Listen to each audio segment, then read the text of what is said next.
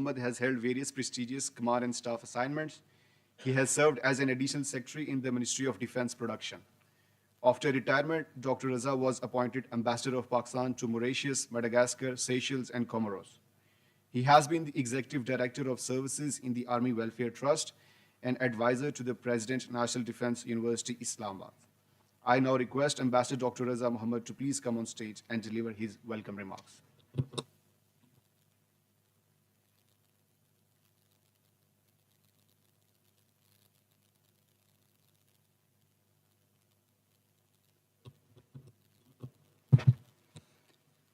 Bismillahirrahmanirrahim. Distinguished ladies, Begum Sahiba, Mrs. Dr. Nasim, General Hassan, Dr. Nasim, Ambassador Zamir Akram, Ambassador Sohail, Shahid Sabawi, and Honorary Consul General of Tunisia, and other distinguished guests. It's a great honor to welcome you all here. Thank you so much for being here with us. It was a few months back that my friend, Jalal Naveed Zaman, he sent me a few messages about this book, Dr. Nasim's book. And he said that, can you help launch this book here in Pakistan in your institution? I said, why not? But I told him, when is he coming? So he said, coordinate yourself directly. So that is how we coordinated, and we are very grateful to you, sir, that you chose IPRI to launch your book here in Islamabad.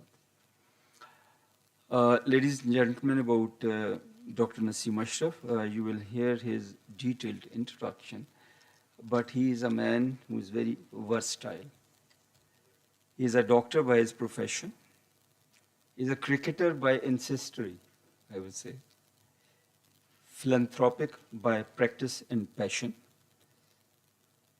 Administrator by experience, because he remained chairman of the Pakistan Cricket Board from 2002 to 2008, and a politician by accident, I would say, because he joined President Musharraf's cabinet, and from 2002 till 2008, he was a state minister. And last but not the least, he's a writer by choice, inspired by history.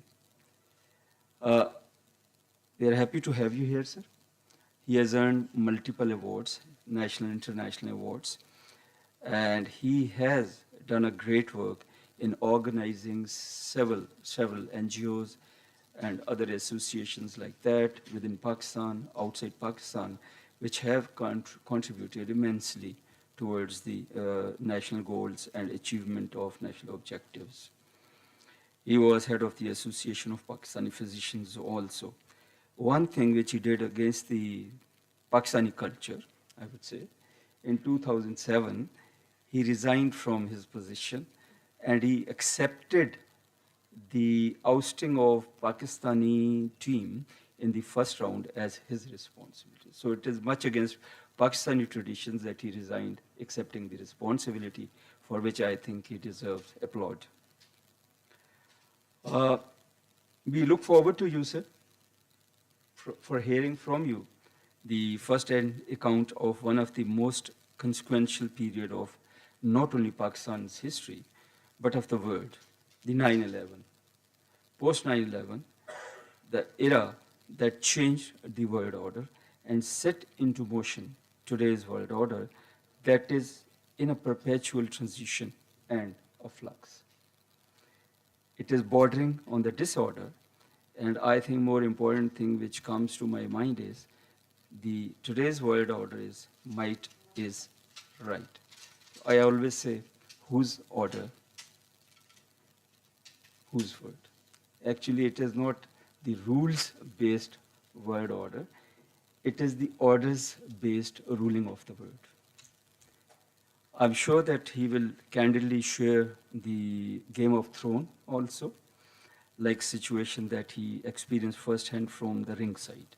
I also expect him to share with us a few glimpses of the inside politics of United States of America, especially of coming in of Mr. Trump, because he is sending mixed signals here and there. Although as I understand, he is a very good bargaining, and he starts from the top, and then he will naturally settle for the best possible bargain which he can make. But it is spreading kind of fear that U.S. foreign policy is going to perhaps change or something. So these few words are once again very welcome, and we are grateful that you are here. We are proud that you are here. Thank you.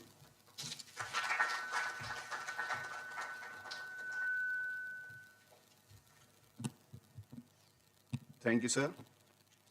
Ladies and gentlemen, I would be introducing General Ihsanul Haq before inviting him to share his insights on the book. General Ihsanul Haq is a former chairman of the Joint Chiefs of Staff Committee, Pakistan. His 4 decades of military service included assignments as the Director General, Inter-Services Intelligence, Director General Military Intelligence, and Corps Commander Peshawar. His international assignments included an instructional tenure with the Arabian Armed Forces and a command tenure with the Saudi Arabian Armed Forces. General Ihsan graduated from the Pakistan Army Command and Staff College, Quetta, and People's Liberation Army Air Defense Commanders Academy in China. He holds a master's degree in war studies from the National Defense University. Sir, please.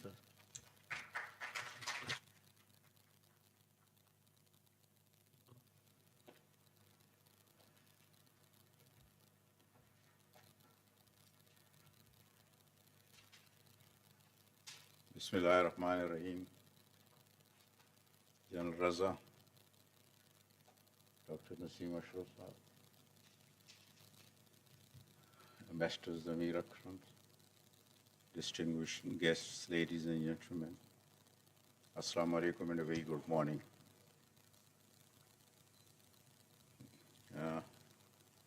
I thought I've come a little out of turn because I was hoping that I would listen to Dr. Nasim Ashraf about his book. Because as I was telling him yesterday, I haven't yet received and haven't yet read the book that he has written. But I have no doubt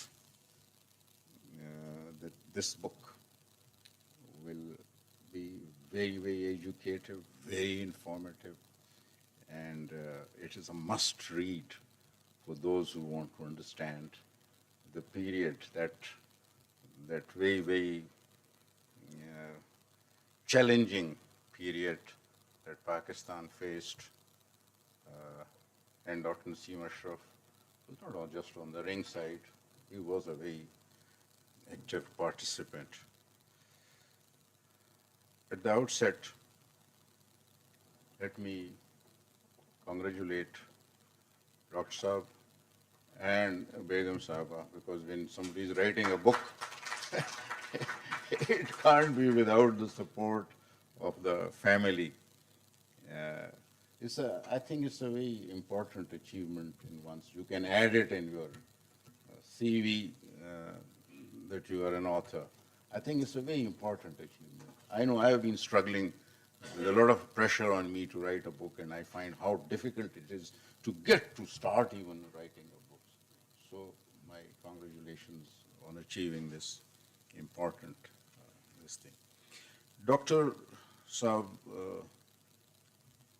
for me, of course, is like a family, so I'll be a little partial and a little subjective in my views, but I want to tell you something, that he played a very important role in that time of when the military took over in Pakistan on the 12th of October 1999, not in terms of the takeover, but in terms of how Pakistan's challenges as a consequence of those environment that we confronted, how Dr. Saab facilitated in overcoming and helping overcome those challenges.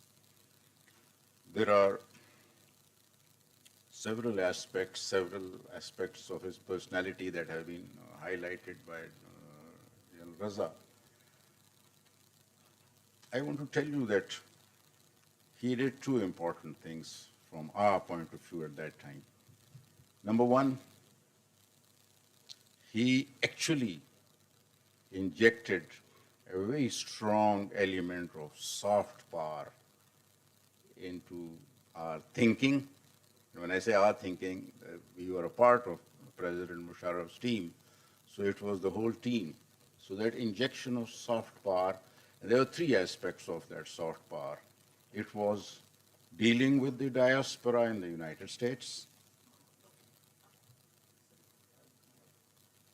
It was the issues, the humanitarian, the philanthropic issues in Pakistan, and it was projecting the soft image narrative of Pakistan. All these three aspects that, that were brought in by Dr. Saab's efforts, first to close up to our team and then become a part of the team. And in that, Razail add a very important thing, which is also unlike Pakistanis. Not many Pakistanis who are successful in the United States or any other place in the diaspora come back to Pakistan. Dr. Saab had actually come back. That in itself was a very important, and he was here lock, stock, and barrel. It wasn't a come and go situation. He came in, he became a part of the system, and he contributed in that.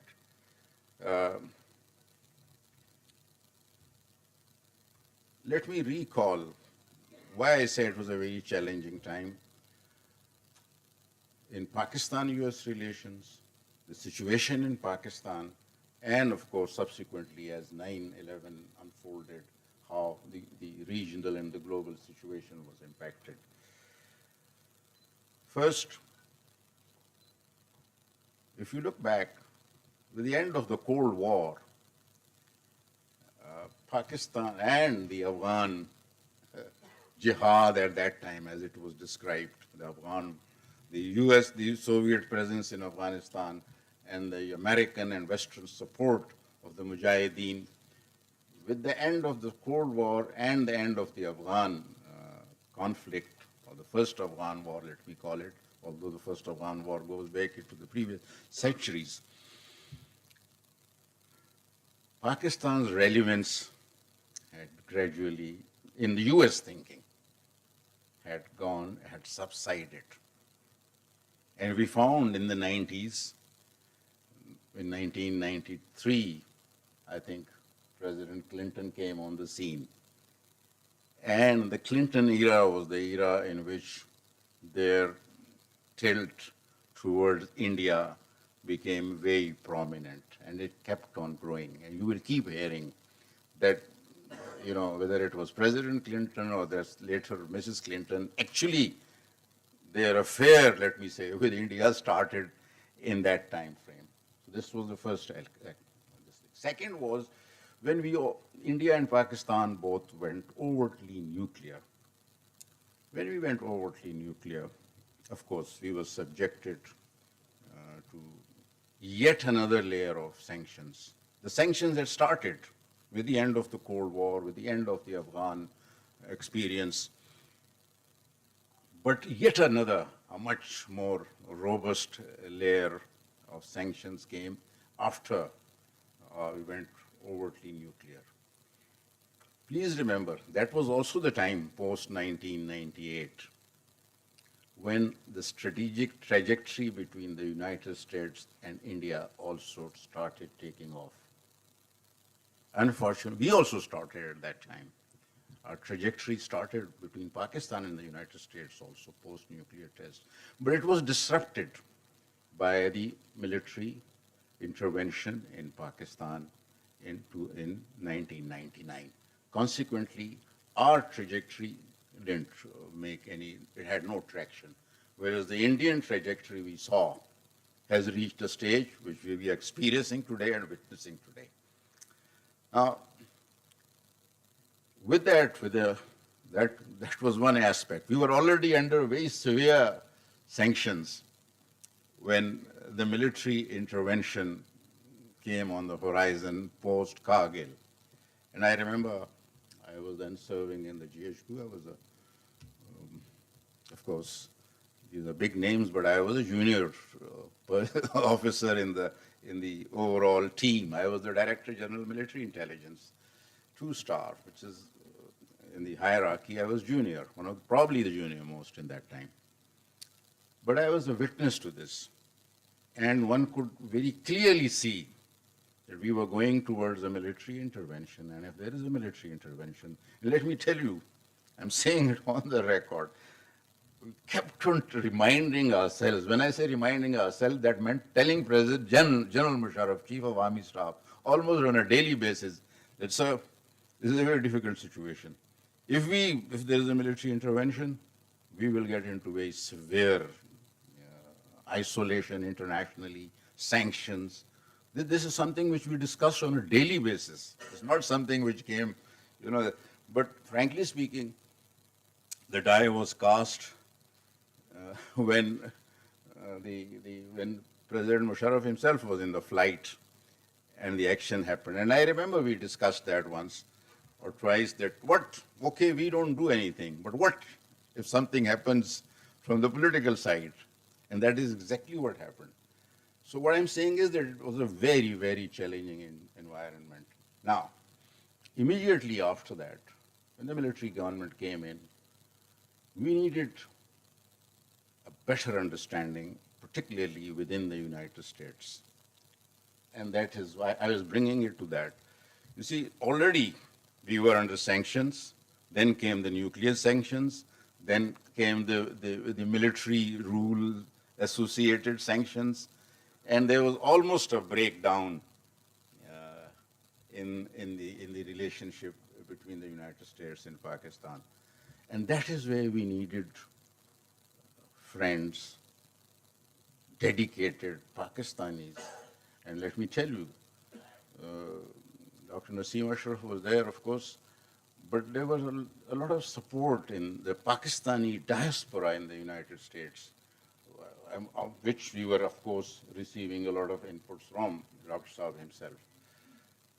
I think with the sort of insight, support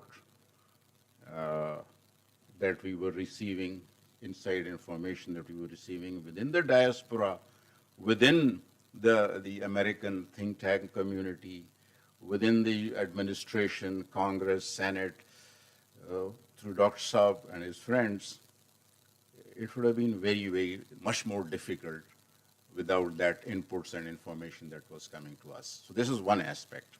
The second, I told you that he brought in, he really introduced and converted us onto soft power. And I told you there are three aspects of the soft power.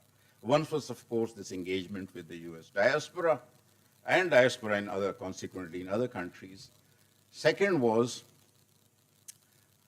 the philanthropy, focusing on education, healthcare, children's care. That is something which he himself has been very committed to, and he brought in.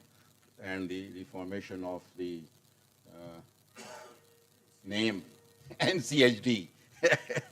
It is a great organization, and I particularly know because my daughter who's sitting there was also in NCHD with Dr. Saab. So I know I was an insider who knew exactly what is happening. NCHD. It was a very good, huge contribution, and I'm glad it is continuing till this day.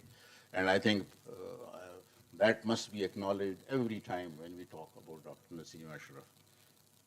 The third was much lesser recognized, but the making of Jinnah, the movie. Dr. Saab, I know Akbar Ahmad Saab took the higher pedestal and profile on that, but it was Dr. Saab who was the force behind promoting, completing the project and its promotion internationally. And that was very good because at that time, that was right on the eve of 9/11 and post 9/11. That was an environment when Pakistan's moderate image needed to be projected. And so it became very timely from that aspect. And of course, I don't have to, you already heard about cricket. So sports is yet another aspect of soft power. But above all, in soft power is, particularly nowadays, is the criticality of the science of narratology, developing narratives. And that is where he teamed up with us to develop narratives that could, effective narratives that could sell internationally, particularly at that particular time post 9/11 in the United States. Of course, he also networked. He had, having lived his life in the United States, I still recall, I think you were with me when we met then Senator Biden. He was, uh, I was, uh, I was probably DGISI or not, yes. And Rasa was insisting. And then there was a congressman from New York who was totally pro-India, Haken Solars. Lord Saab kept on insisting on me that you must meet. He was a very unpleasant man, and I was trying to avoid him. But Lord Saab was insisting that please overcome your own this thing, meet him. If he's against us, so what? All the more you must meet him. He must know who is the DGISI of Pakistan, who is coming here. And I met him. It was a so-so meeting because he kept on repeating what we hear from the Indian media and the Indian government and the Indian Foreign Ministry of External Affairs of theirs. It was exactly that. But I did get an opportunity to convey Pakistan's viewpoint. And he did, you know, one could see some break-ins on some points. So I am a direct, direct experienced person of what Dr. Saab's contribution in that networking was, and an insistence. He was with me. He was obviously he was in the US. He was not part of my delegation, but he was telling me all the time, sir, you must meet these people who are against. Even Senator Biden, since it was a Republican government at that time, and he was not very supportive of he couldn't oppose it openly, but he was not so supportive of President Bush's policies on the war on terror, on Afghanistan, Pakistan, and all that, and his relationship with President Musharraf. But I met him, and we had a very good meeting with him. I still remember he came a little late, and he started with a lot of apologies. I said, it's fine, it's okay. That put him on a little bit of a defensive. I didn't know that one day he'll become the president. So, coming back to Dr. Saab, you should be proud of your contribution to Pakistan. You made an enormous, and I'm glad you penned it down. It's very important. Unfortunately, this is again something somewhat against Pakistani culture. We don't write books. We're not very good at writing that. When it comes to the challenges of at that time, how those challenges were addressed, and what is its impact till this day. But to give an opportunity to Dr. Saab to hear him more, because he is the man of the day or the doula of the day. Dr. Saab, we like to hear more from you than my continuum. So thank you very much. It's a pleasure. I consider it a special privilege to have been invited here, to be with you, and to meet so many good friends. Thank you very much.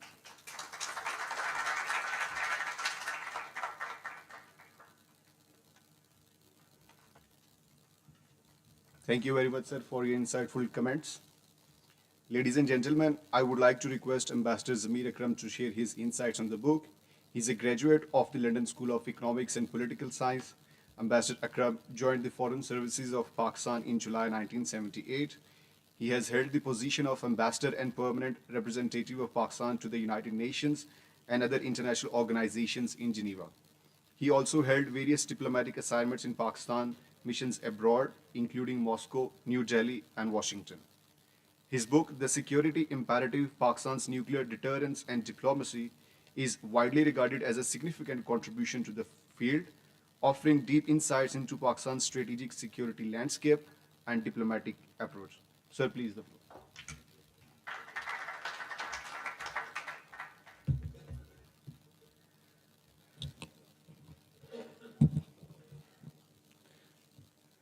Dr. Nasim Ashraf, this is Nasim Ashraf, General Assam Haq. Ladies and gentlemen, Assalamu alaikum.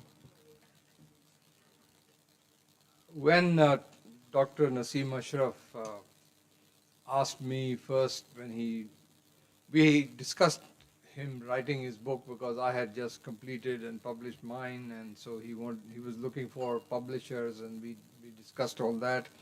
Then I was very happy and very honored uh, when he asked me, when this book was done, to write this blurb at the back that you will see.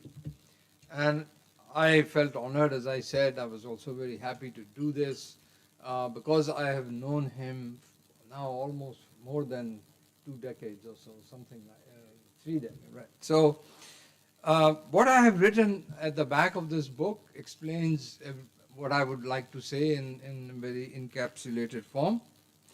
And I read it out to you. This book is an invaluable first-hand account of one of the most consequential periods in Pakistan's tumultuous history. Nasim Ashraf not only had a ringside seat, but played a critical role at the center of power during President Musharraf's tenure, covering a vast span of events from Pakistan's role as America's indispensable partner in the war on terror to the grassroots of human development in Pakistan. The author presents a primary source account of the country's external and internal policies, which must be read by policymakers, historians, and the public at large.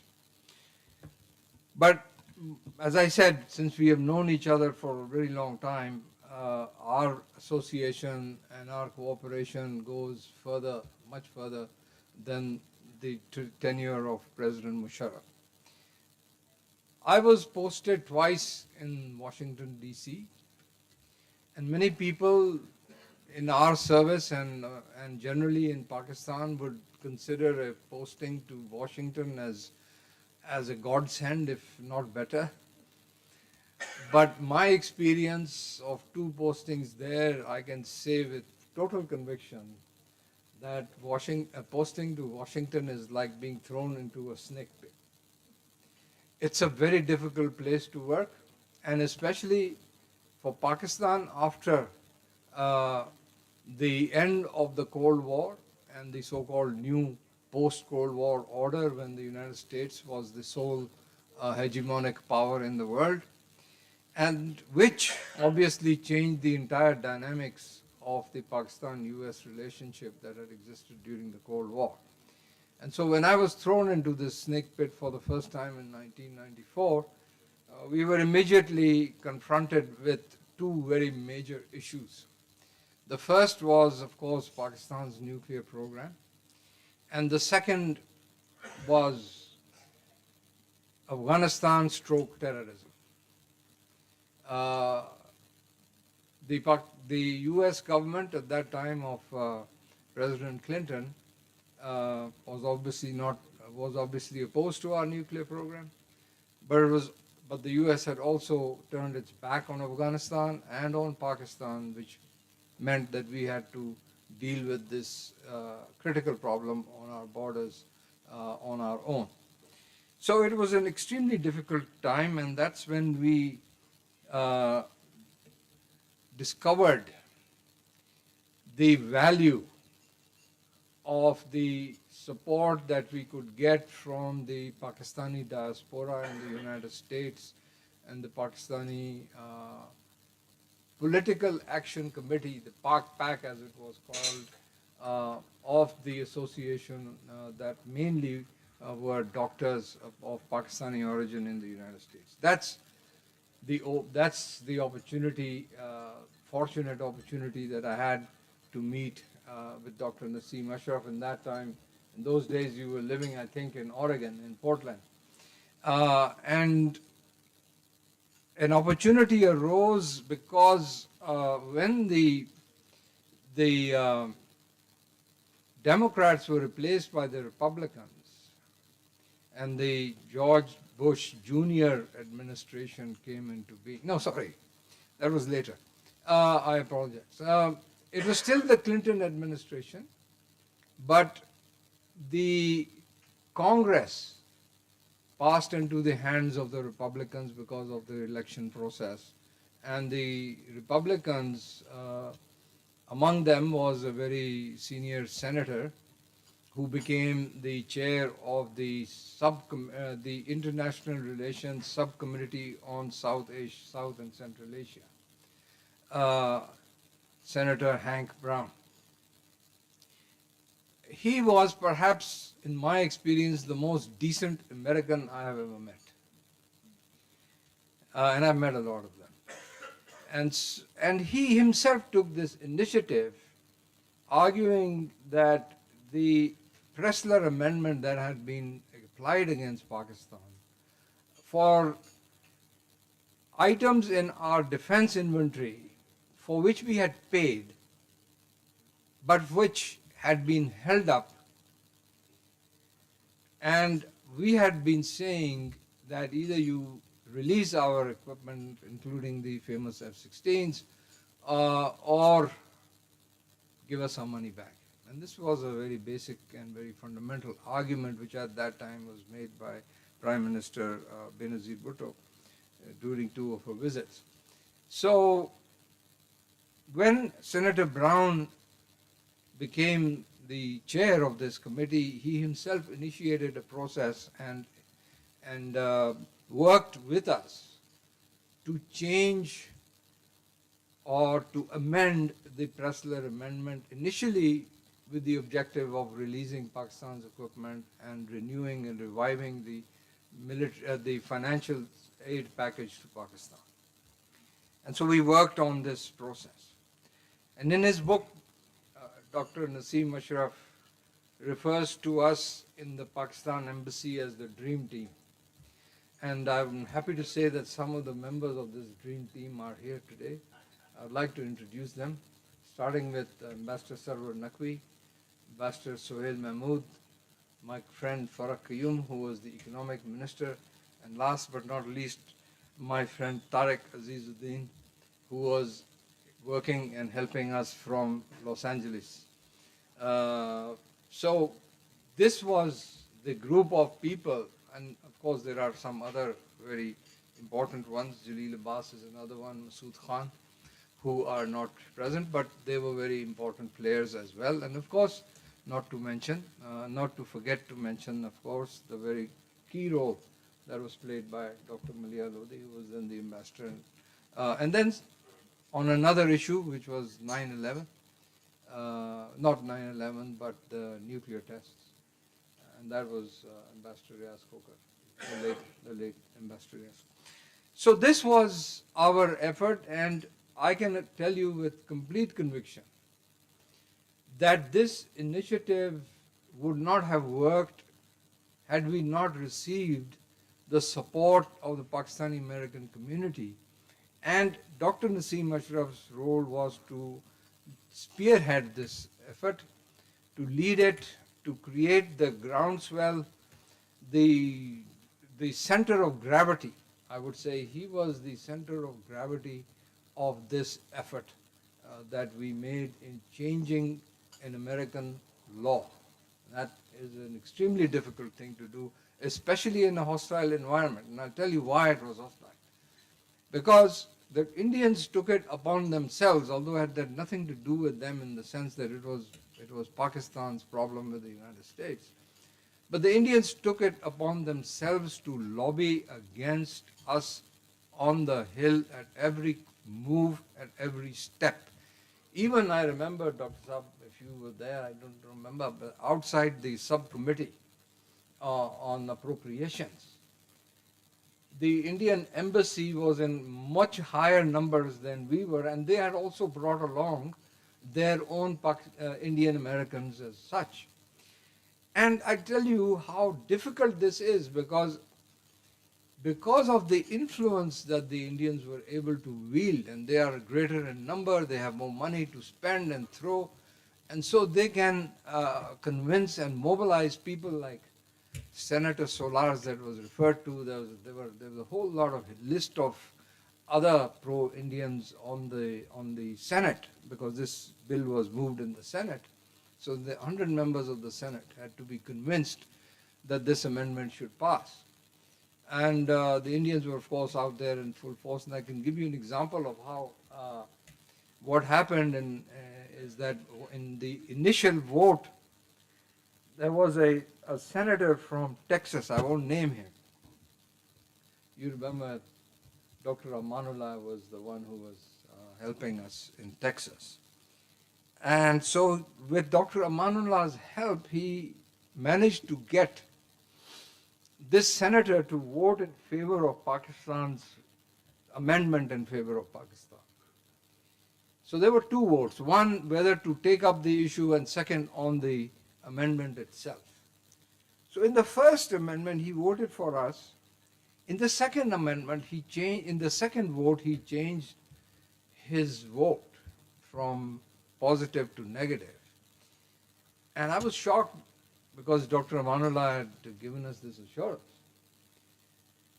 So I called him during the recess and I asked him, what happened? He said, you know what has happened is that I had donated $1,000 to this senator's campaign fund.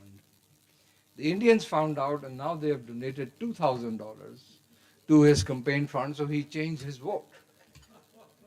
So this is a measure of American democracy for those of us who live in an ideal world about democracy in the US or anywhere else for that matter. But in any case, the point is that this would not have happened. Of course, we had very, very important friends.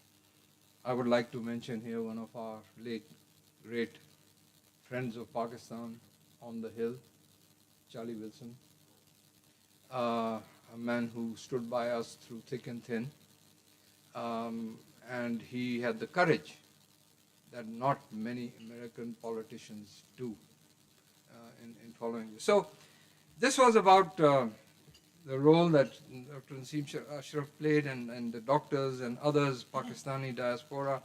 The important thing is that look, what we were doing is, we were paid to do this. Okay, we were doing it out of patriotism, nationalism, that's all very much there.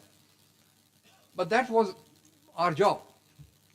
It was not Dr. Nasim Ashraf's job. He was a doctor in Portland, Oregon, which is in the other side of the United States. And he would travel virtually every week to Washington at his own expense, giving up his practice to do this. And that takes a lot of commitment and a lot of dedication that we don't see in many Pakistanis in the US. But he is one man who not only took the time, made the effort, but led the effort. And that was a key thing for us to do.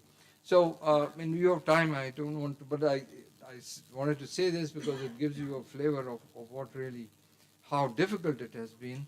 And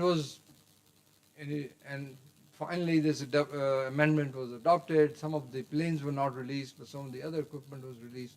But within a year or a month or so later, we were back on the Hill, this time after Pakistan's nuclear tests, and to ensure that there would be at least equal treatment by the US towards Pakistan. Then again, Dr. Nasim Ashraf and others in the community played an extremely great, useful role. And during my second term, the big event was, of course, 9/11, by which time you were already in Pakistan, but it was very crucial for him to have been here because he could give not a bird's eye view, but a worm's view of the lay of the land in the United States, and particularly in Washington, D.C., because as he very correctly mentions over here, the U.S. was out for vengeance. They were blinded by the need for revenge, and they were ready to hit out. And if we hadn't taken the right decisions at that time, and although now people question those decisions, but at that time I think he's absolutely correct that was the right decision to take and be a part of this so-called war on terror. Of course, we have paid and are paying a very high price for it, But at that time, had we not taken that decision, we would have paid a much higher price than what we are doing. And then, of course, we continued with our friendship and cooperation when I came back and was appointed as an additional secretary in the Prime Minister's office. And Dr. Nasim Ashraf was heading NCHD, and we happened to be in the same building. And of course, because of that, we had more occasion to see each other. Farooq and myself, we also, with his recommendation, were part of the effort to deliver on the NCHD program, because he was, as I was Additional Secretary for Foreign Affairs, Farooq was the Additional Secretary for Economic Affairs, and so both of us were very keenly and closely involved with Dr. Nasim Ashraf's work. Finally, I want to say that for me, the most interesting part of this book is not the politics, but the cricket. Because that is one aspect I did not know. I mean, I'd heard of this, what is his name, Daniel Hare or whatever, the Daryl Hare incident. I'd heard about it, but I didn't really know what actually happened. And it also goes to show, in those days at least, how different Pakistan-India relations were, at least in the cricketing field, as compared to where we are today. But the stories about the cricket part of his career are extremely interesting and very worthwhile. So in the end, I would really, really recommend you to get this book. Thank you.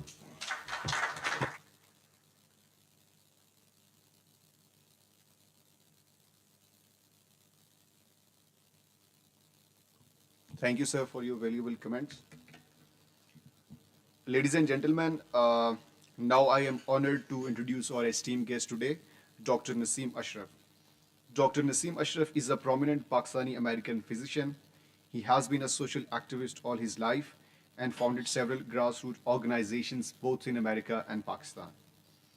He served as president of the Association of Pakistani Physicians of North America, Descent, and was also the founding president of the powerful and only federally registered Political Action Committee of Pakistani Americans in the United States. He has also started Apna Sehat, an internationally acclaimed primary health model which received several awards. In 1997, he co-founded the Human Development Foundation of North America. He was the first chairman of the National Commission for Human Development of Pakistan and Minister of State, Government of Pakistan from 2002 to 8. He was the de facto advisor to the former President of Pakistan, General Pervez Musharraf, from 2002 to 8, and played an important role in the United States-Pakistan relations, having close ties both in Washington and Islamabad. Dr. Nasim Ashraf also served as the chairman of the Pakistan Cricket Board, PCB, from 2006 to 8, and as President, Asian Cricket Council in 2008. Ashraf was also a co-founder of the movie Jinnah, a film on the life of the founder of Pakistan. He was awarded a medal by UNESCO in 2006 for his contribution towards the promotion of literacy in developing countries. For his lifelong services to the people of Pakistan, the government of Pakistan conferred upon him Star-e-Imtiaz, a high civil award in 2008. Ladies and gentlemen, please welcome the person who is an institution in himself, Dr. Nasim Ashraf.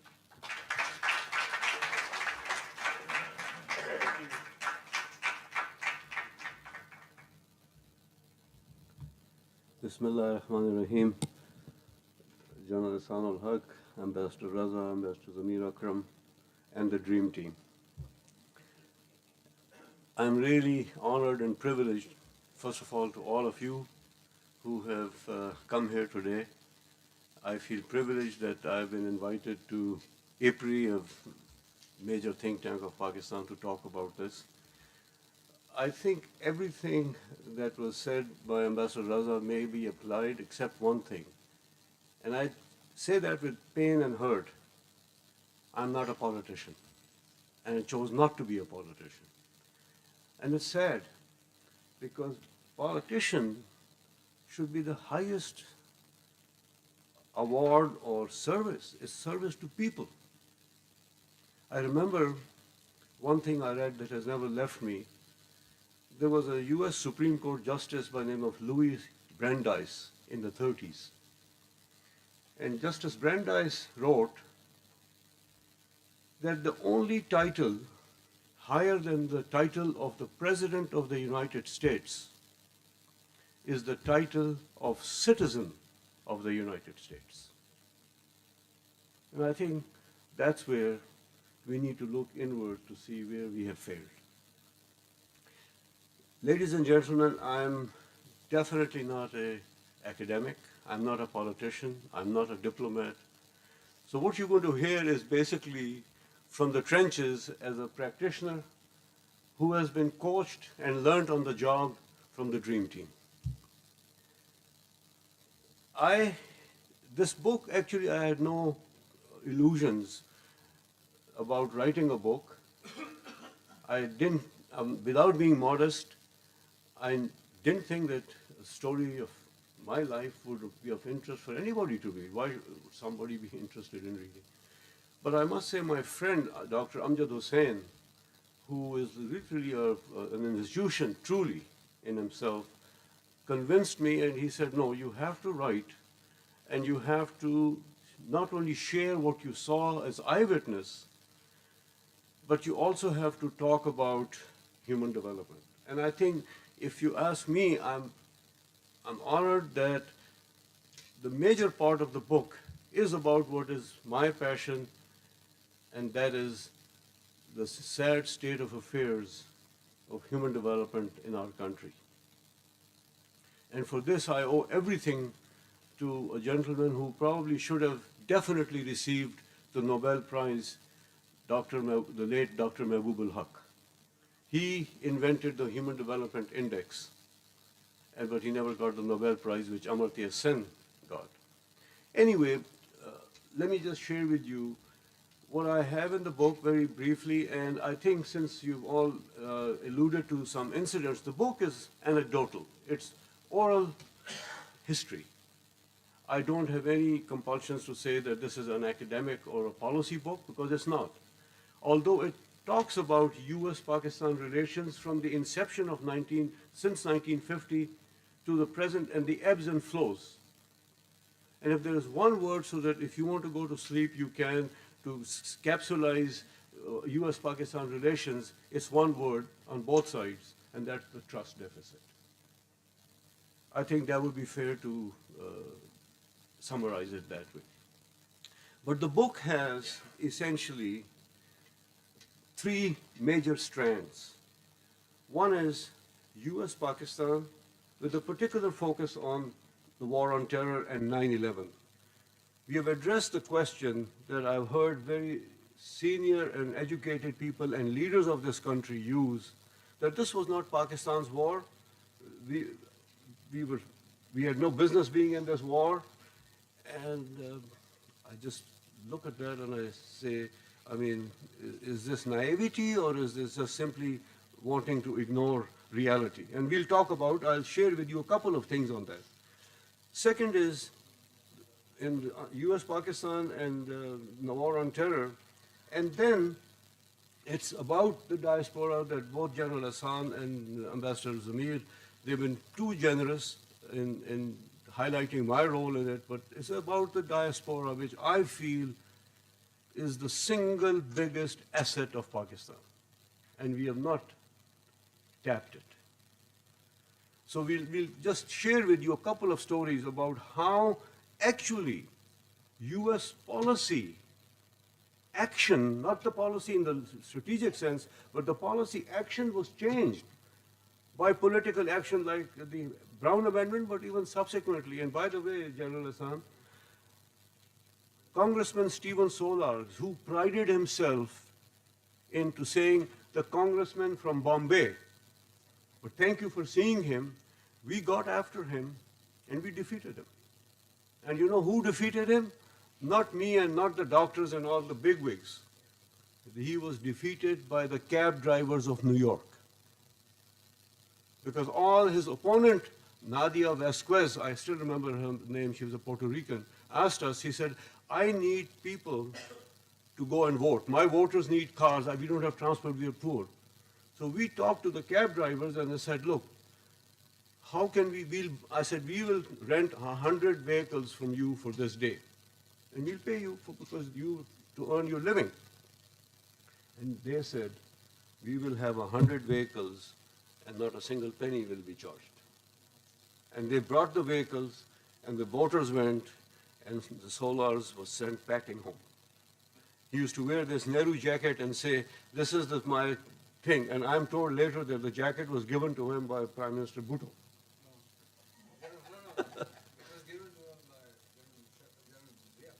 Oh, okay. So but it was not an Indian Nehru jacket. Anyway, so that's the second part. But the part that is really of interest, and I want to spend hopefully your little time on it, is to talk about human development and some experiences as to what Mehboob Haq was talking about and whether even this is practical and what it means for the country. If you just look at it in one way, Vietnam today is a country of 100 million. 25 years ago, their exports were 30 billion. 30 billion, same as our exports today. You know what the exports of Vietnam are today? 400 billion. 400 billion. Why? They invested in their human resources.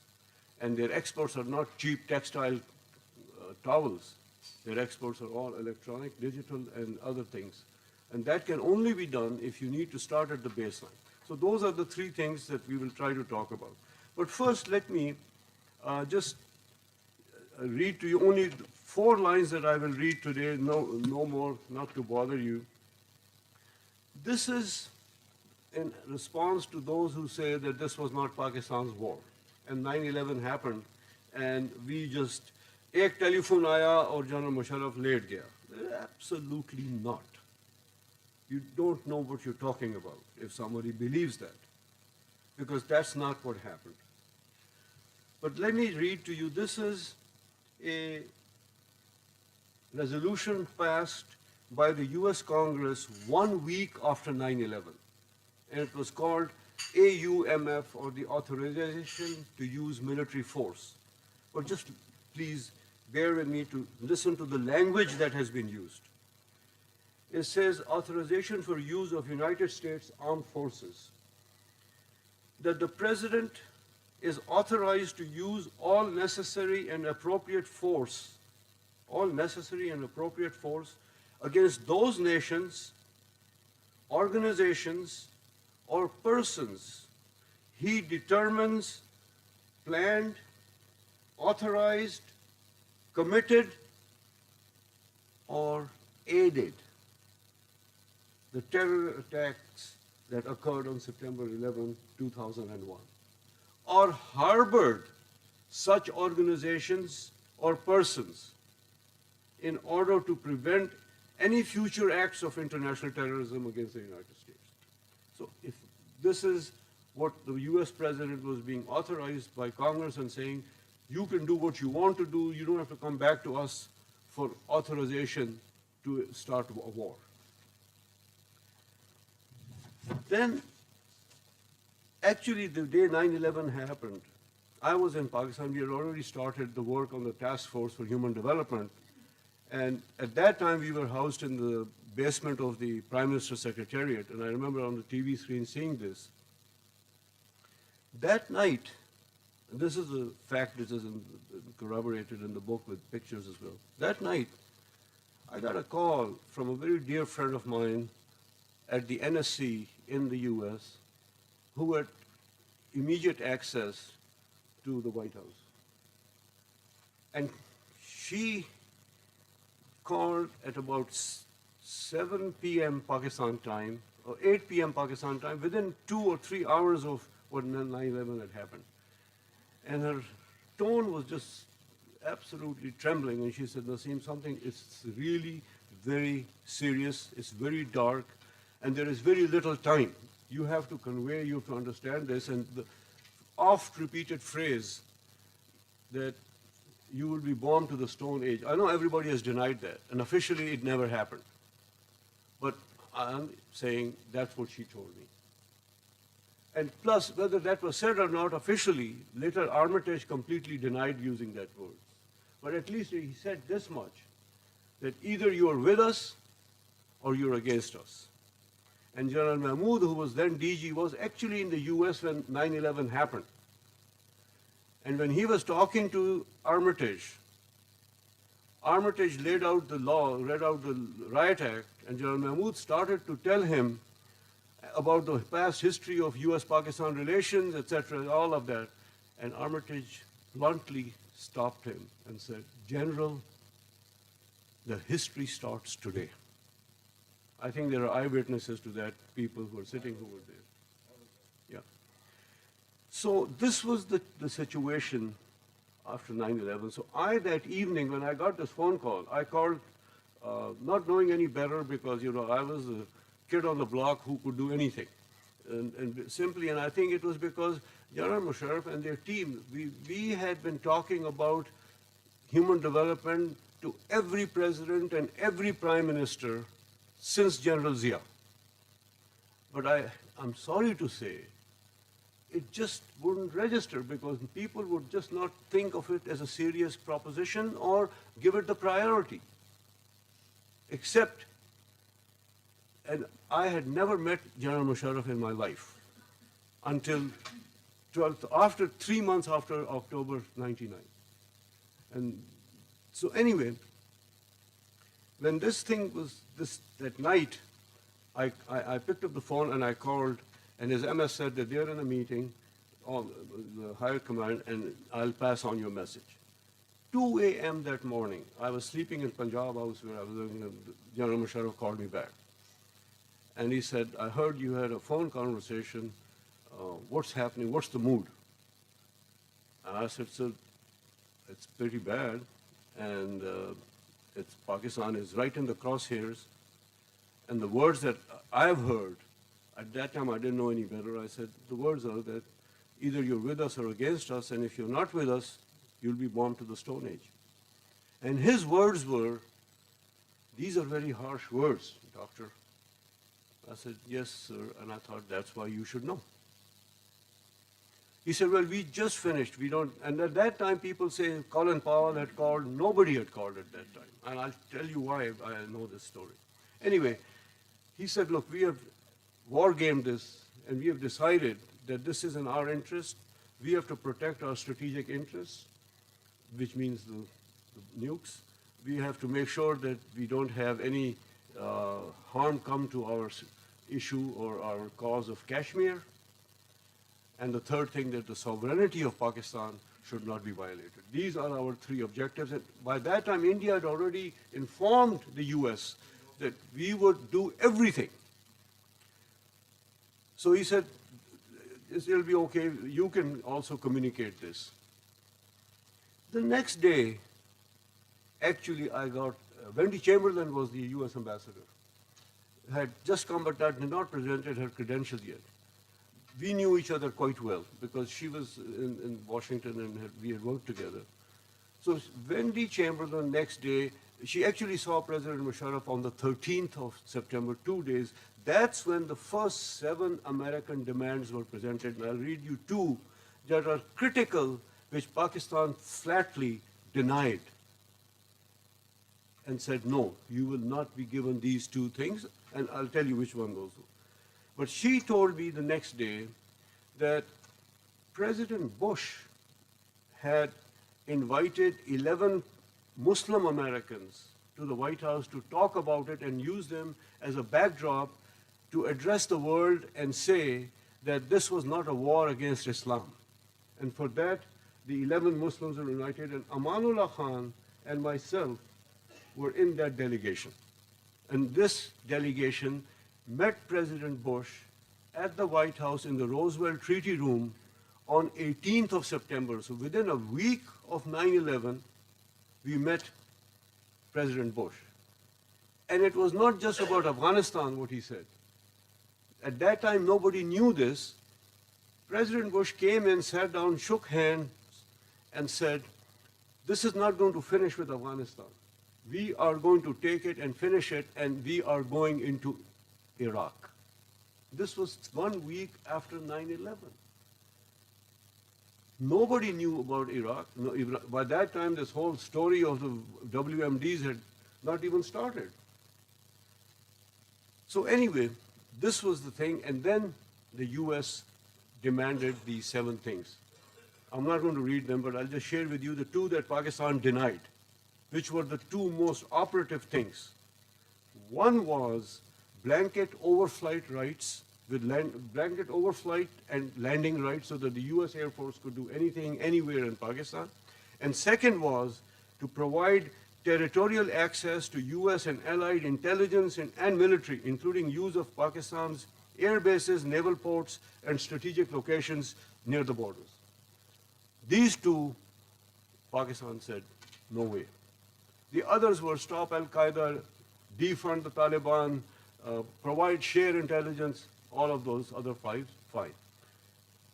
The 2 air bases that were provided, Shamsi and Jacobabad, it was specifically mentioned that they would, and General Hassan can correct me if I'm wrong, but from what I heard and knew, that they were written to say that no invasive attacks could be originated from these 2 bases. They were used for aircraft recovery. They were used for other support, but not for attacks or for blanket overflights. So these were denied. And the Americans accepted that. Fast forward, the UN General Assembly session that year, instead of September, was postponed to November. And General Musharraf came, and if you recall, there was a meeting with President Bush on the sidelines at the Waldorf Astoria. And at that meeting, I must say, that General Musharraf, no matter what people say about him, but he could look somebody in the eye and can articulate very forcefully what needed to be said. And he told, at the end of it, Bush was very elated. Pakistan was happy too, because they had just announced that they were writing off $1 billion in bilateral debt that Pakistan owed. And they also were talking about military supplies. Sanctions were being lifted, and Ambassador Zamir has talked about it, and I'll just touch a little bit about that. So anyway, at that meeting, General Musharraf says to President Bush, I think Bush also mentally was a general. So he says to him, he says, Mr. President, the people of Pakistan feel that whenever America finishes its task or its job, it just packs up and leaves. So it abandons its friends. And Bush looked back and told General Musharraf, he says, Mr. President, you tell them that you looked the President of the United States in the eye, and he told you that United States will not abandon Pakistan. So this is how the chemistry, and this was the mindset between the 2 leaders as to how they worked. And even at the time when General Musharraf left, Bush and Cheney did not pull the rug from under him, as people think over here. It was not. There was a whole different set of circumstances. And he had lost his grip because of, unfortunately, the issue of the lawyers' movement and all that. So this war definitely, and then not only that, if you recall, within a week of then 9/18, after 9/11, the United Nations passed Resolution 1373 under Chapter 7. And the diplomats here will tell you what Chapter 7 means. That this is actually binding and it is mandatory. And it also gave, it said, 9/11, all the countries, every country has to aid the United States against terrorism. And if you don't, then, God be with you. So I think these are the circumstances in which we need to understand. Fast forward, I just want to go on to basically finish this segment. At that time, Pakistan, as articulated by General Musharraf, would consistently tell America that there is no military solution to Afghanistan. Now, in 2024, of the tragic genocide in Gaza, when Netanyahu came to Washington and Biden was still the president, just 6 months ago, the first thing Biden said publicly to Netanyahu was, don't make the same mistake we made in Afghanistan. Do not just go in with guns blazing, because that's exactly what the Americans did at that time. Yes, the bombing of Afghanistan started on October 7th. By November 1, Kabul had fallen. By end of November, Kandahar had fallen. And then in December were the Bonn Peace Accords, where the Taliban, not just the few the Pashtuns, but the Taliban wrote and said, we want to be part of it. They were not at that time enemies. They realized they had been finished. And the Northern Alliance, which actually were by that time, they had been outsourced the country, refused. And that was the single biggest mistake that the United States made, which actually there are many excellent books written on it and people who have talked about it. But I just want to share with you one thing about something that Robert Grenier was the CIA station chief in Islamabad at the time 9/11 happened, and later he rose to become director of CTC at Langley in Virginia. And Robert Grenier has written the best, I think, account, and very honest, called 88 Days to Kandahar. And in that book, Robert Grenier has just very briefly said, U.S. invasion of Afghanistan and its aftermath have unleashed forces within neighboring Pakistan that have further radicalized that country and undermined the political and social underpinnings of a nuclear armed state of 200 million. And now this is more important. He says, also, having caused more harm than good by doing too much, we are set to compound our errors by doing too little. The abandonment of Afghanistan. So I think why the US did not win in Afghanistan, this is a major part of the book. I'm not going to spend more time on that.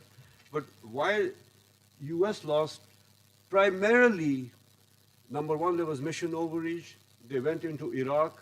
But the primary source, and not the Haqqani network, by American authors, and there is another very, very celebrated American author who's a professor at Naval Strategic Studies called Carter Milkasian. He wrote many books, but his best book is Afghanistan, the American War, the war that was lost.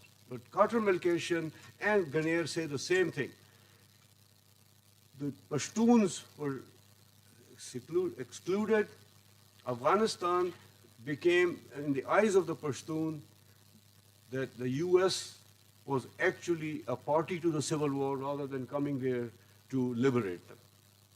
So there are those strands in the book that those who are interested can talk about it, can read about it, I'm sorry. I think on the diaspora enough has been said, but I just want to share just very quickly one of the things how policy was, besides the defeat of Solars, Senator Larry Prester was also targeted, and I personally were involved with that. And Senator Larry Prester, actually, the sanctions that were there, Prester Amendment initially that had been passed in '85 was a way to help Pakistan, because there was a Symington Amendment of 1965 that was passed after the '65 Indo-Pakistan War. And the Symington Amendment said no aid to any country that is spending so much on defense and is involved in wars. Pressler was introduced in the 80s when the US actually looked the other way and let us finish our job with our nuclear program. This is, until 1990, the Pressler Amendment allowed the US president to certify that Pakistan was not developing a nuclear weapon. Although by '85, the US knew, the whole world knew that we already had it. And yet they needed us in Afghanistan, and Reagan kept looking the other way. And then even President Bush Sr., the first year he was in office, he also certified that Pakistan did not have it. The Soviets leave in '89, and in 1990, the US certifies that Pakistan has crossed the threshold and all aid should be stopped.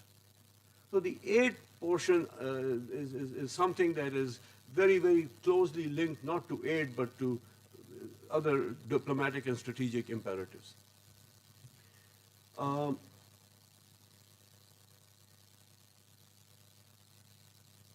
I think one topic that is a little bit contested, I want to raise in a learned gathering like this, and that's the topic of American, not US aid, but American aid to Pakistan.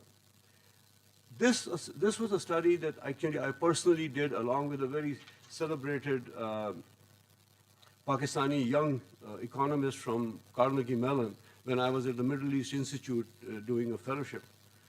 And we studied from primary source documents, not just from the US, but from Pakistan, and also there's an institute in Hamburg, Germany, which only specializes in international aid. And according to what I'm going to say is from these three sources, State Department, Pakistan official documents, and Hamburg Independent Institute.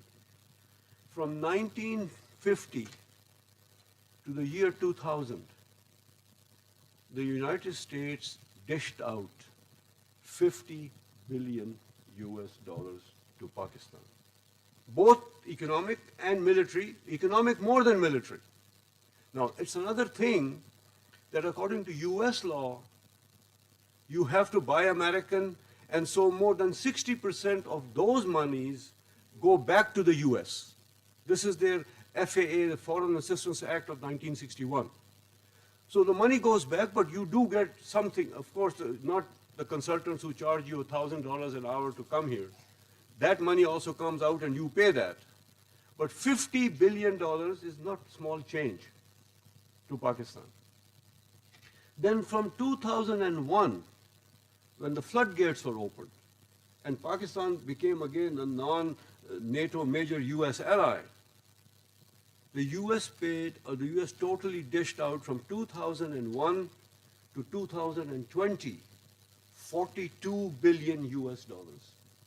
Out of the 42, 34 billion was from the US, and 8 billion was from other sources, not the US. And this was 34 billion, which included 8 billion in economic, 11 billion in 8 billion in military, 11 billion in economic, and 14 billion in coalition support funds, out of which some are still pending. They still haven't completely paid Pakistan there. So this is something that needs to be also looked at. And it was, I think, on both sides. If you look at this thing, wrong priorities for the use of this money, bad governance, corruption, on both sides. And that's why you, other than the 60s when you had major mega projects like the Mangla and Tarbela Dam and other Pakistan industrialization base came in because of that. But after that, no, that was not the case. I'm going to just stop and just switch gears here to talk a little bit about why I really am so thrilled about this book, and that is about human development. And I want to share this, with a lot of pain and anguish. Dr. Mahbub al-Haq, may Allah give him Jannat and give him the highest place, was a visionary. He was an economist of the highest order. And I had the good fortune of meeting him and working in a way under him in 1982, when at that time the government of Pakistan had tasked APNA to prepare a postgraduate medical education program for Pakistan based on the US principles, US model. And APNA took it upon themselves, and there was a 5-member committee, and I was the junior most at that time as part of that committee, being president of Khyber Association. Dr. Mahbub al-Haq basically was the one who invented and coined the term Human Development Index. So instead of judging a country just by its economic prosperity, which was per capita income, GDP per capita income, he added two other dimensions to it, which was education and health, and there was a composite formula, very mathematically derived, that then would be rated from a scale of 0 to 1, 1 being highest, and you, I'm sure, have guessed that Pakistan was not even in the average of South Asia. Today, the average HDI, or the Human Development Index, is for South Asia is 0.64, and Pakistan has dropped to 0.53. And we are slipping consistently over this period of time. Why? Because we just don't seem to think that this is important. And the position is, people understand national security today is not something that is just based upon military security. National security has human security as a center, and that cannot be unless we invest in this thing. NCHD was a tremendous opportunity. I think time is over. I'm going to stop here. And it still is there, including the support of the diaspora. And I think that this would be something that the country really seriously needs to look at in terms of its priorities, its investment, and its future generations. Otherwise, it is an existential threat to Pakistan. It is actually an existential threat to Pakistan, more than anything else that we see. And I'll stop with this. Everybody talks about terrorism, and yes, of course, there is terrible price that we are paying for that. But last year, I was just looking at some figures. Last year, the total number of deaths from terrorism in Pakistan were about 1,000. Do you know how many people die every day from tuberculosis in Pakistan? 60. Every day, 60 people die from tuberculosis. So that is 1,800 people a month, and then you can multiply it by 12. 170 children die every day from diarrhea. And one can change that. We had a project that was funded by the Bill Gates Foundation with $6 million. We trained 6 million women over 5 years on how to make oral rehydration solution at home, which would reduce child mortality by 30%. And not only that, you have independently empowered these people for generations, rather than saying, UNICEF ka ORS packet kharido. Where is UNICEF in Chatral, or where would UNICEF be in Turbat or someplace like that?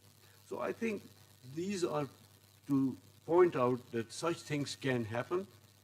You can actually deliver, and there are tested experiments and now case studies in National Commission for Human Development that was established, and I, on the record, give credit to General Musharraf for that, because we had presented this to many prime ministers and nobody would give it the time of day.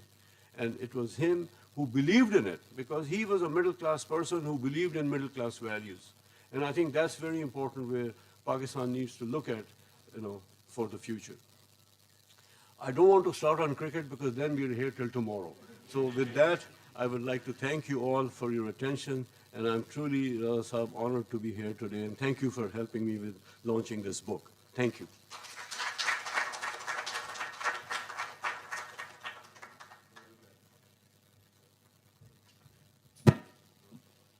Thank you, sir, for your enlightening and insightful discourse. Now we will open the floor for question and answer session. I would request the audience to please raise your hand and introduce yourself and keep your questions short so we can accommodate maximum number of questions.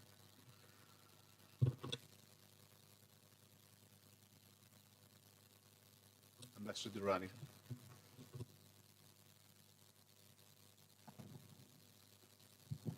Dr. Saab, I could not finish the book, but the operative chapters, especially with regard to Afghanistan, and as you rightly pointed out, Resolution 1373,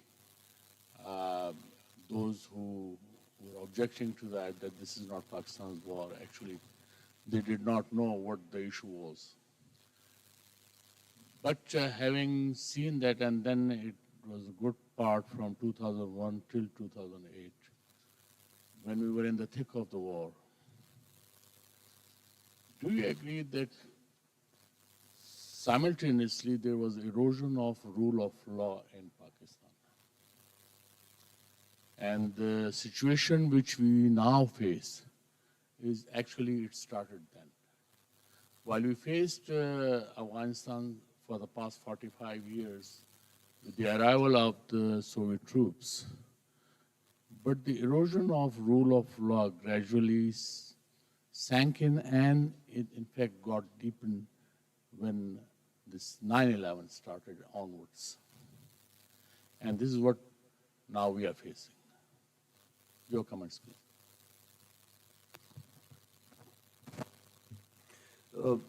Yes, Ambassador Durrani has pointed out the lack of rule of law and what happened internally in Afghanistan. Actually, after 9/11, when Mullah Omar had so-called ridden away on a Honda motorcycle, when the Americans outsourced Afghanistan and the Northern Alliance took over, the government was brutally repressive, especially in what they say was the south and east of Afghanistan, where the Pashtun-dominated areas. As early as 2003, Mullah Omar had actually reorganized, and there is evidence that he called Mullah Baradar Ghani, Mullah Ubaidullah, and Mullah Dadullah Lang, and said, the Americans are going to leave, and I want you to organize the resistance, which started again. Unfortunately, in 2003, we also tried to make peace and had the rather uncomfortable situation in South Waziristan with the Taliban. So in Afghanistan, there was no question that at the grassroots, the Americans were seen as an occupying power rather than somebody initially. And I'll share with you a true story about Sardar Kuki Khail, the guy who had been fighting Pakistan for a long time in Afghanistan. In March of 2003, there was a jalsa in Landi Kotal. And for some reason, I don't know, I never was part of the political process or setup, but that morning, General Musharraf's MS called and said, we are going there and you have to also come to this. So we went to that jalsa. And at that jalsa, the surprising thing was that Kuki Khail was standing there giving the Sepasnama or presenting the Sepasnama. So I was shocked that how comes Kuki Khail has come into this and is presenting the Sepasnama. And what Kuki Khail said was the key thing that you allude to.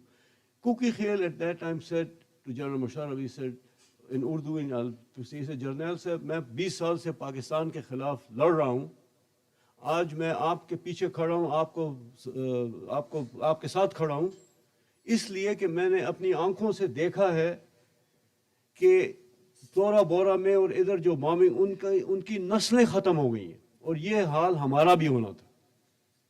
आपके फैसले से हम इससे बच गए. So I think what internally Afghanistan just was completely lawless, and every village, first they had no choice. Then Carter Malkation points out, Sarah Hughes in her book, and another excellent book written by a Pakistani actually is Zaid Hussein's No-Win War. And by the way, you should also definitely read Ambassador Zamir Akram's book on the strategic defense, nuclear imperative. It is a masterpiece and the most authentic, well-researched book that I have read. So you're quite right, sir. I think the issue in Afghanistan was primarily on the ground, and the mission overreach. In 18 years, they changed 17 commanders. So it just shows to show that they had no concept about the mission that they were on. And the military, the US military, now it's well established, kept on giving a false narrative to their own policymakers. They were not giving them, everybody was saying that it's the Haqqani network, you have to, and Obama, when he formulated the new policy in 2011, it was focused and targeted on Pakistan. So I think there is a lot to be said for what happened within Afghanistan and the mistakes that they were made. And we are paying the price for it. I mean, of course, America gave us 50 billion and then another 40 billion, but the losses to Pakistan are estimated to be well over 200 billion. Ambassador, sir. Dr. Nasim Ashraf, it's indeed a very great pleasure to see you. And I've been privileged to know you for a long time. And I also, you invited me to join you in the National Commission on Human Development when I came back on retirement. So that was the first thing I did on returning to Pakistan. And it was great working with you. With you, if I can take a moment or two, I went to the rural villages here in Gujarat and around Sialkot, where we saw what National Commission on Human Development was doing, and working with the women, the rural women, and setting up small schools without a building, but just asking for a local chieftain to give the room or two for the school. So, a lot of work you've done. And it's very good to see you, and I'm glad you've written this book, which is indeed something that one should read. My question is that in Washington, which we all knew at that time, the entire ethos, the entire ecosystem was different. It was, Pakistan had a standing. When we served there, Pakistan was one of the 10 or 15 countries that mattered and was given that kind of importance. But I want your comment on what is now, after the strategic partnership with India in 2008 and onwards. The entire perspective has changed. So any comment on how Pakistan is seen by Washington now? Ambassador Naqvi helped us with the NCHD, and I know that it was because of his efforts that we obtained a $3 million grant from the OPEC fund in Vienna. I remember that Naqvi sir, we went there and we made a presentation and we got $3 million for Pakistan. I think the person seated to my left, both of them, are much more eminently qualified to answer your question. I'm not going to duck it, but I would really request both General Hassan and Ambassador Zamir Akram to weigh in on this. Ambassador Saab, the U.S.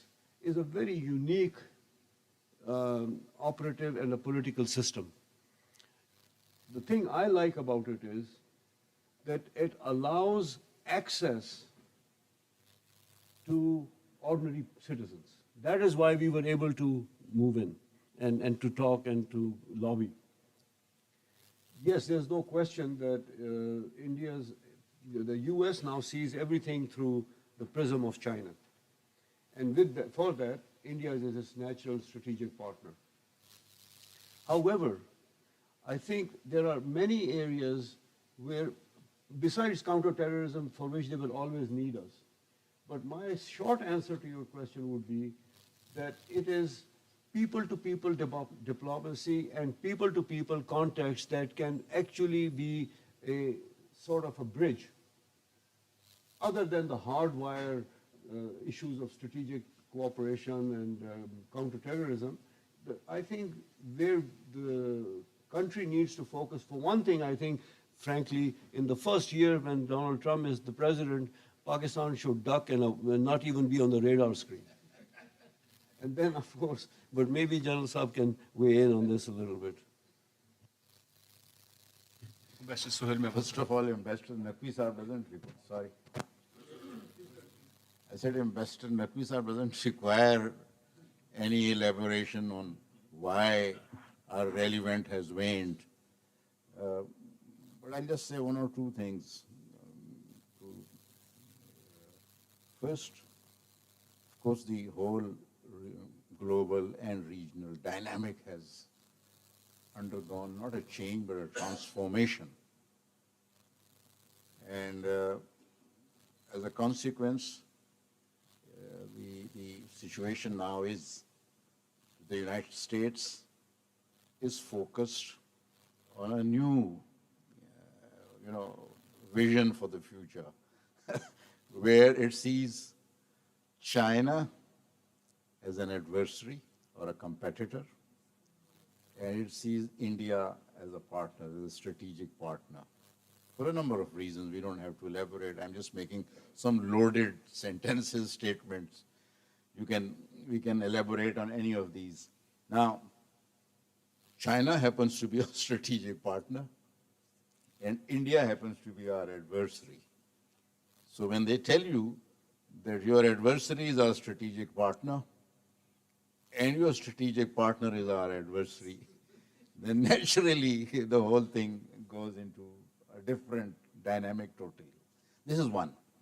The second aspect is your strategic relevance as a state depends on what value you can project and provide. And there are 2, 3 things. Number one, your own internal stability. Number two, the size and potential of your economy. And then, of course, we can add several other things. So that should itself give you an indication why we are not as relevant as we used to be. Our strategic relevance has waned. Third, and that will be the last one, we will never be irrelevant. Merely by our strategic location and the fact that we are a Muslim country and we are a nuclear weapon state. These 3 factors in itself will keep us relevant, but obviously in that hierarchy, we will keep sliding down till such time we rebounce internally in terms of our stability and stability would include politics, it would include security, and of course our economy. Thank you.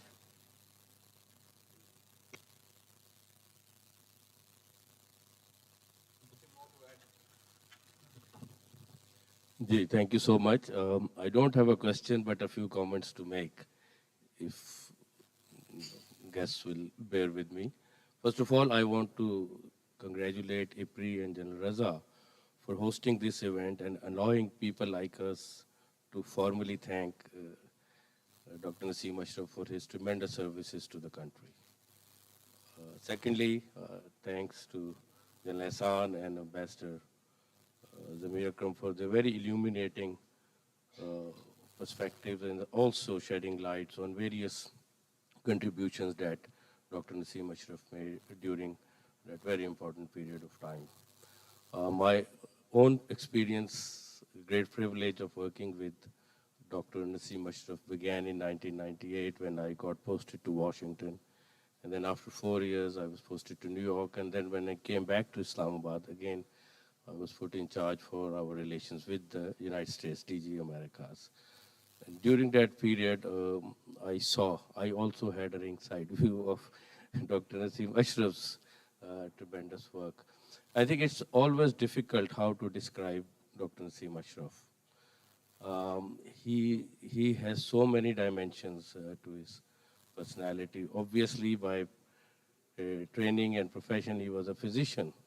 But to me, he always appeared to be a man of all seasons, a person with acute political sense, a very deep knowledge of the inner workings of the US administration, as well as how to work things on Capitol Hill.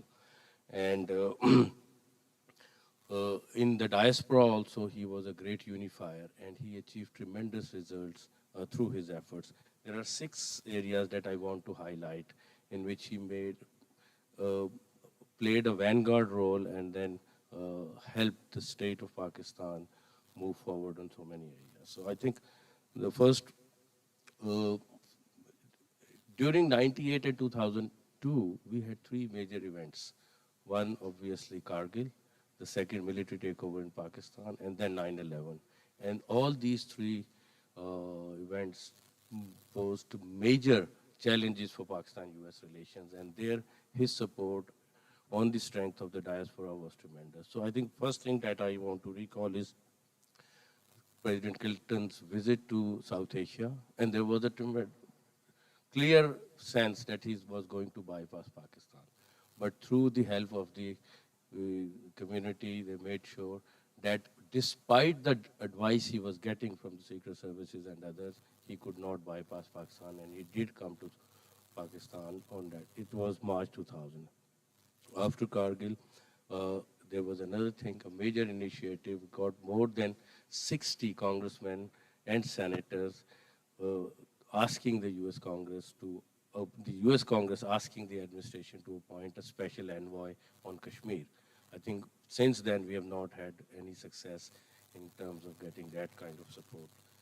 Thirdly, we have heard about his role in the easing of sanctions on Pakistan. So what if it was Brown Amendment, Brown-Back amendments, or subsequent, it was always a very major role.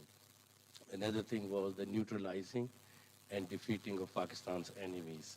So we've heard about Solars and wrestlers, but also there was Frank Pallone, Gary Ackerman. Because of the Pakistani communities, tremendous work, their efforts against Pakistan were repeatedly defeated during that time. Another thing, General Hassan spoke about the soft image. So Jinnah, Anarkali, and so many other programs and initiatives were uh, started, which really put Pakistan after a very difficult time in a right stead. And post 9/11, working behind the scenes, but helping the leadership here to take the right decision was also a tremendous contribution. Last but not the least, human development. This is something that has been a lifelong passion for Dr. Nasim Ashraf, and he has helped made a difference in the lives of so many people living in the United States, but helping schools, education, basic literacy, human development from health and other things. I'll just end by recalling in 2010-11, I was in Bangkok where I got an opportunity to meet with Dr. Amartya Sen. And it was a major seminar which UNESCAP had organized, and I introduced myself as Ambassador for Pakistan and asked him something about human development. And to his great credit, he was so generous in acknowledging in the presence of everybody how much he had learned from Dr. Mehboob Haq. So it's a great irony that we had somebody who conceptualized this, and we are today facing such huge challenges. I think three things we need to remember, and it's the same note on which Dr. Nasim Ashraf ended. One, that we have nearly 80% of our population now below poverty line. Two, we have nearly 26 million children out of school. And three, we have the largest population of children with stunted growth. These are the challenges of human development, and if we don't pay attention to that, I think strategic relevance and all these things will remain irrelevant. And we need to strengthen the lot of the common people here in Pakistan. So thank you once again, Dr. Nasim Ashraf, and thank you to IPRI as well. Thanks.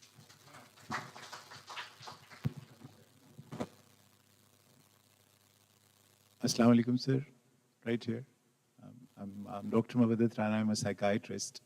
On a lighter vein, I think it's a great decision that you made of not being a politician and being a citizen.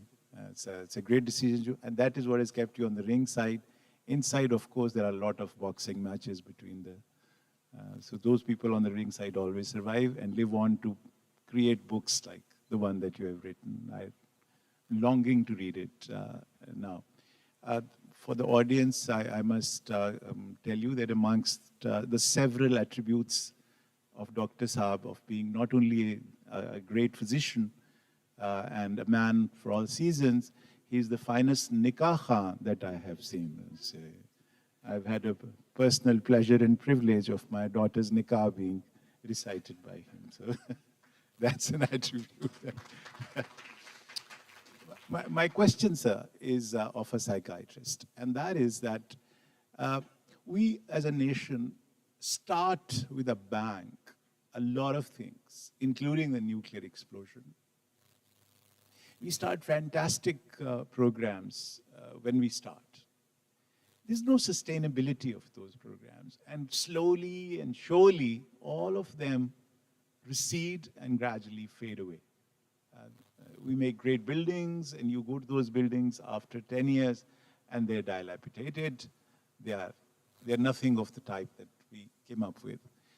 From somebody who's seen Pakistan from the sidelines as much as from lived here and brought up here, what do you think is wrong with our psyche as a nation that probably restricts our human development from within rather than all other factors of illiteracy, etc.? That's my question. Well, I think it is really the bane of Pakistan that there is no sustainability and continuity of policies. In this regard, I'm reminded of a thing that Dr. Mehboob ul Haq Sahab told us, and I was able to actually verify and confirm it with the source to whom it was attributed. Dr. Mehboob ul Haq, in '97, when we launched Human Development Foundation on the 50th occasion of Pakistan's birthday in New York, we invited Dr. Mehboob ul Haq Sahab to be the keynote, and he was our guest for 3-4 days. And from that time, he had already moved there, and we were working together on human development until his sudden death a year later. Dr. Mehboob ul Haq said that when Manmohan Singh Sahab became the finance minister in 1991, and according to people, wrote the chapter and book on India's economy and how the doctrine of Manmohan Singh, as it is called, he at that time took 2 tons of gold and put it in a Air India 747 and took that gold to the Bank of England and said, I am going to have my own indigenous reconstruction plan and all that. So when we went to India in 2000, and he said, yeah, I asked Manmohan Singh Sahab, I said, Mr. Prime Minister, if you permit me, may I ask you a question? And he said, yes. मैंने कहा कि जी आपके दोस्त, your great friend Mehboob ul Haq Sahab told me this. He stopped me, and just like Amartya Sen, he went on for about 10 minutes praising and talking about Dr. Mehboob ul Haq. So for one thing, it answers your question. If we don't treasure even our own people, and they're out. So I said, is this true that you took 2 tons of gold to England in a Air India 747? And he said, yes. Everything is true. He was a very soft-spoken man, as you all know. He said, everything is true. लेकिन मैं जहाज में खुद मौजूद नहीं था. So I said, sir, why did you do it? And his answer was remarkable. It was just reflective of our society, both India and Pakistan. And he said, you know, gold is a symbol of honor and nationhood in our countries, as you know. And I wanted to prove and show my people that we are going to succeed and we're going to do it our way. We don't need the IMF. And I'm going to bring this gold back. So, and then what the Indians did, if you look from 1991 to today, no matter how many prime ministers have changed, the economic doctrine has not changed from 91 till 2010, and that's when they started hitting the 6 and 7% growth rate compared to the 3% Hindu growth rate that we used to talk about in the 60s and 70s. So I think continuity of policy, sustainability is a major thing. Human development, I really feel that our people, they have to be called rulers for want of a better word, really just don't get it. They feel that spending money on infrastructure is more important. And you know, just 1 year of education for a mother, just becoming basically literate, has so many multiple benefits. The population growth rate goes down, the infant mortality goes down, the maternal mortality goes down, and all of that. But I'm sorry to say that whenever we would talk about this to our leaders of Pakistan from 1980 onwards till 2000, it was just completely like water off a duck's back. And it was something nobody would take seriously. So I think this is sad. I don't know why it is so. I don't think it's a DNA defect. I think it's acquired and it can be corrected.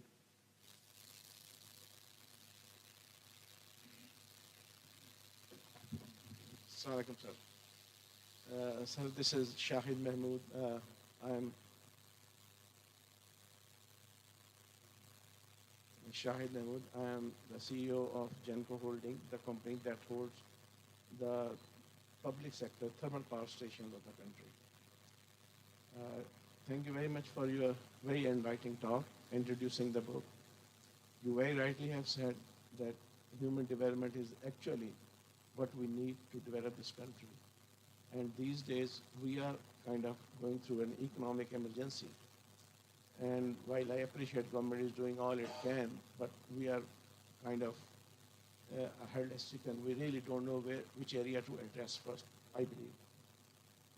In addition to this, there are big issues like competence, lethargy, indifference, corruption, transparency at all levels, especially at senior levels. Now you have seen America, how the things work there, and you have also seen very closely a very valuable experience, how the things work or they don't work in our country. What I would like to ask you is, how would you like to contribute further towards the development of this country and bringing it out? Your experience is very valuable, and I will request you that you should contribute more. Maybe you can advise IPRI or whatever the way you like to. That's my request. Thank you very much. You, but I think there are 1,000 people here who can do it better than I. I'd be happy to volunteer in any capacity. That's not the point. I think it's not a question of an individual. I think it has to be the enabling environment and why General Musharraf, of all the people, being a military general, could see it and said, we will do it. And let me tell you, he took a big risk at that time, because you don't see, it's not a building that you can put up. The effects come 10 years later for education and health. I think Pakistan has ample talent and expertise in everything. I'm seriously saying that. Probably much more than, the so-called foreign return people. So I think it just requires political will. The main issue is political will. You need a champion at the top who says, ye karna hai. You did it for your nuclear weapon program, and then the whole world was against Pakistan. Again, I request you to read Ambassador Zamir Akram's book, because it actually tells you not the technical side of it, but also how the nation mobilized and how the whole people of Pakistan played a role in developing our nuclear assets. So I think it can be done. Assalamu alaikum, Dr. Nasim Ashraf, Moeen Bartley. I'm with Think Build Scale Private Limited. Visited you once in your office at NCHD in the early 2000s. So my question is that, from 2002 to 2008, that was something that, you focused on. And now we're in 2025. So there's been devolution of health and education, and, a number of people have mentioned where we stand. So what is you have mentioned some insight, but if you could give some additional insight towards, why is it that things are at the point that they are, and perhaps some thoughts on how they could improve. What could we do? What could citizens do? And what could the government do? Because we are at a very low point in human development and health and education in particular. I think the most overriding imperative at the moment is political stability. Without political stability, you cannot have political stability, economic. Human development term, it is not human resource development. That's a very small component of human development. When Jabul Haq Saab coined this term, human development, it was any development that is centered on the people. So it's a humane development, actually. So I think, again, coming back, Mullah ki door to masjid tak hi hoti hai, I would again recant that the thing that we need to do is to have the political will. If you can and have the economy to invest we need to invest about 10% of our GDP on human development. We are spending less than 3% on both education and health. So this is something that, also the aid has been misused. But coming back to it, if there was one thing today that Pakistan needs, it's basically political stability. Thank you all for your engaging questions and valuable comments. I now request President IPRI, Ambassador Dr. Raza Mohammed, to deliver his vote of thanks and present souvenir to our guest.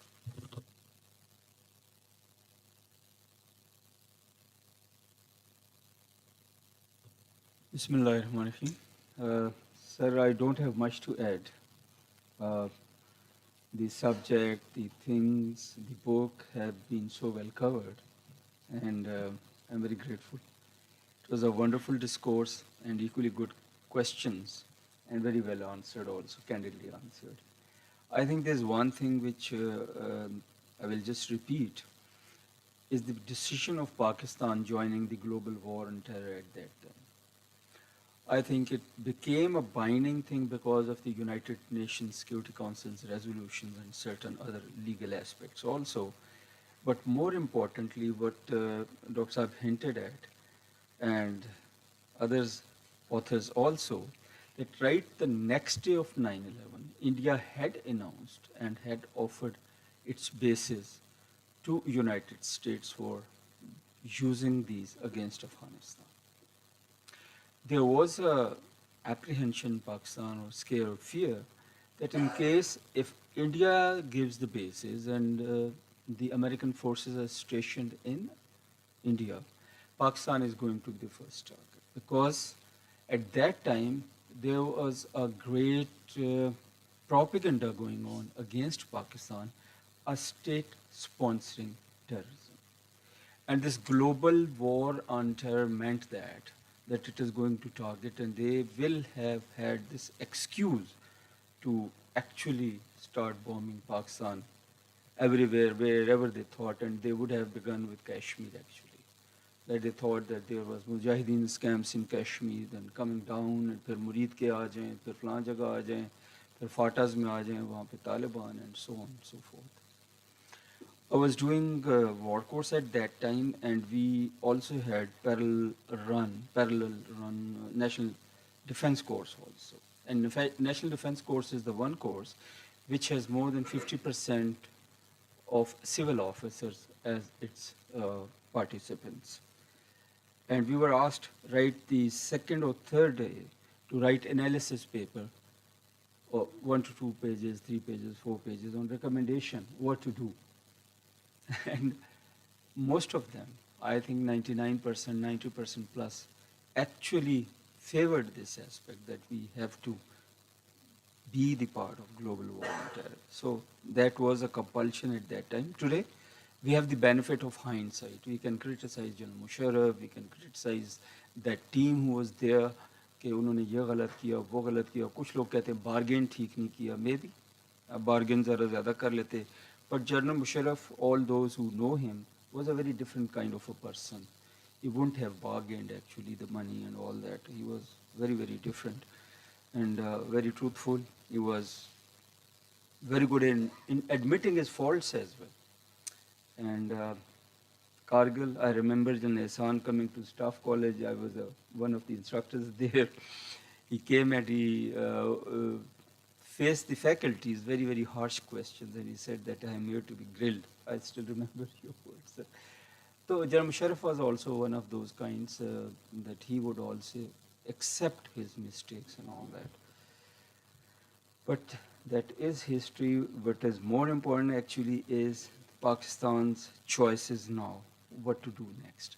And I think, in my humble opinion, whatever I know, whatever I've read, whatever I've studied and practiced in my professional life and life of about now 40 years plus, Pakistan has to look after its own interest. Not to be shied away, not to be deterred, but take bold decisions and look after its own interests and don't be deterred. Thank you so much, sir. We are very grateful to Dr. Saab, sir, General Ehsan, Dr. Ambassador Zavish, and everyone here. Yes, sir. You wanted to say something. बहन ने कुछ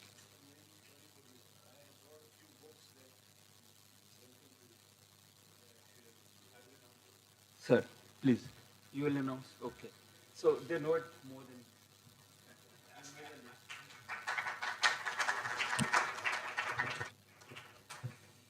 Thank you, sir. We have a limited number of books available for you at IPRI reception. You can grab it on first come first basis, and this officially brings us to the conclusion of today's event. Yes. So we have limited, yes, sir. Exactly. And this brings us to the conclusion of today's event. Sir, reception. Yeah. All right. All right, sir. All right, sir. Sir, मैं मंगवा लेता हूँ.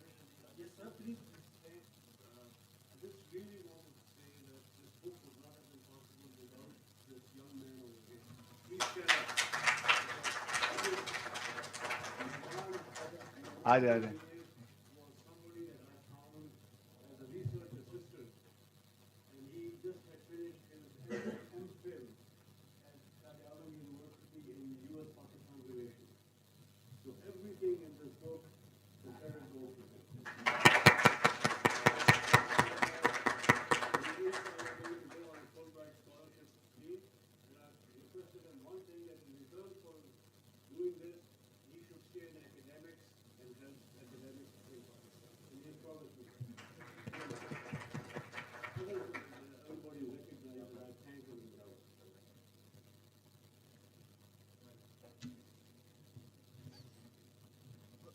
I now request President IPRI to please come on stage and present souvenirs to the guests.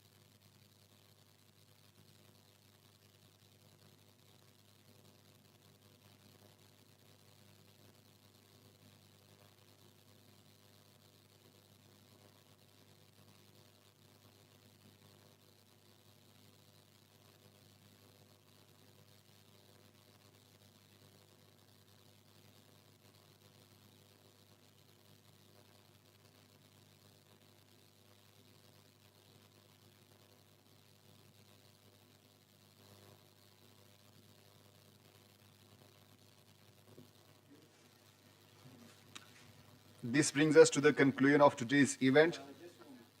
All right.